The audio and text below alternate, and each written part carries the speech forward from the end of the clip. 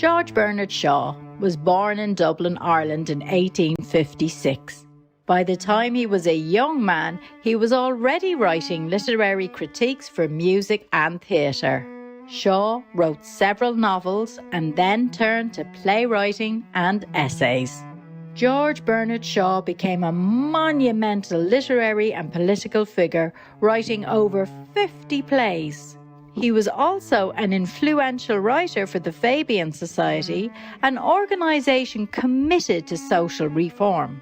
In 1925, he was awarded the Nobel Prize in Literature and later an Academy Award for his adapted screenplay of The Script for Pygmalion.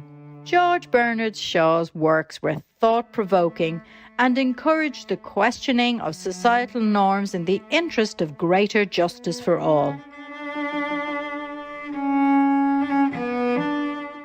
As he once said, "Some see things as they are and say, why?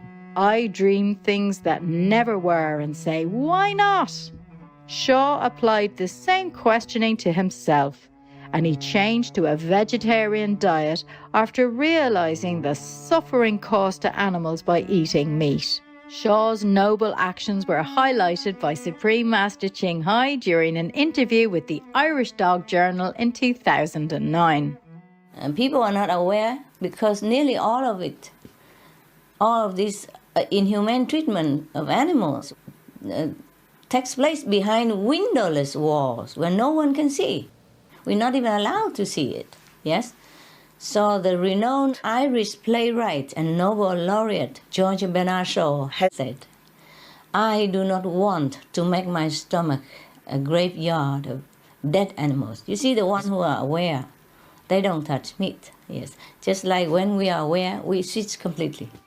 Today, we are going to present to you Art Teaching from a Treatise on Parents and Children, a collection of essays about various topics between children and parents. Although written 100 years ago, many of the concepts he illustrated are still relevant in modern society.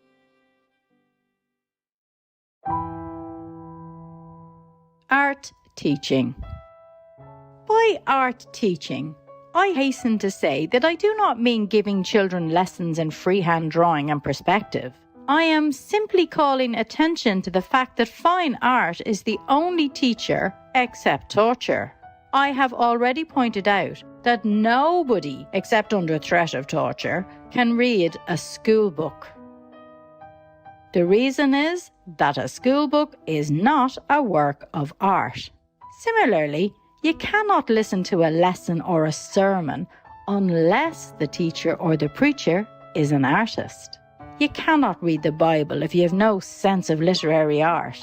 To read a dull book, to listen to a tedious play or prosy sermon or lecture, to stare at uninteresting pictures or ugly buildings, nothing short of disease is more dreadful than this. The violence done to our souls by it leaves injuries and produces subtle maladies which have never been properly studied by psychopathologists.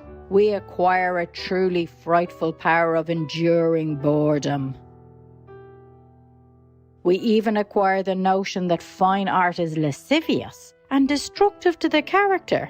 We sit solemnly listening to bores and twaddlers because from the time we could walk or speak, we have been snubbed, scolded, bullied, beaten, and imprisoned whenever we dared to resent being bored or twaddled at, or to express our natural impatience and derision of bores and twaddlers. And when a man arises with a soul of sufficient native strength to break the bonds of this inculcated reverence, and to expose and deride and tweak the noses of our humbugs and panjandrums, like Voltaire or Dickens, we are shocked and scandalised, even when we cannot help laughing.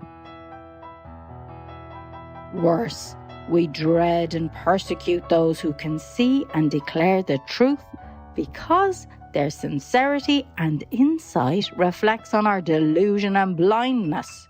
We are all like Nell Gwyn's footman, who defended Nell's reputation with his fists, not because he believed her to be what he called an honest woman, but because he objected to being scorned as the footman of one who was no better than she should be.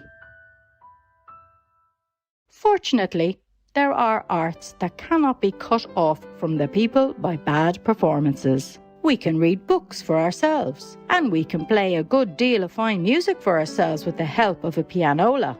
Nothing stands between us and the actual handwork of the great masters of painting except distance. And modern photographic methods of reproduction are in some cases quiet and in many nearly as effective in conveying the artist's message as a modern edition of Shakespeare's plays is in conveying the message that first existed in his handwriting. The reproduction of great feats of musical execution is already on the way. The phonograph, for all its wheezing and snarling and braying, is steadily improving in its manners. And what with this improvement on the one hand, and on the other that blessed selective faculty which enables us to ignore a good deal of disagreeable noise if there is a thread of music in the middle of it, few critics of the phonograph seem to be conscious of the very considerable mechanical noise set up by choirs and orchestras, we have at last reached a point at which, for example, a person living in an English village where the church music is the only music, and that music is made by a few well-intentioned ladies with the help of a harmonium, can hear masses by Palestrina very passably executed, and can thereby be led to the discovery that Jackson and F and hymns ancient and modern are not perhaps the last word of beauty and propriety in the praise of God. In short, there is a vast body of art now within the reach of everybody. The difficulty is that this art, which alone can educate us in grace of body and soul, and which alone can make the history of the past live for us or the hope of the future shine for us, which is the appointed vehicle of inspiration and the method of the communion of saints, is actually branded as sinful among us because wherever it arises, there is resistance to tyranny, breaking of fetters, and the breath of freedom.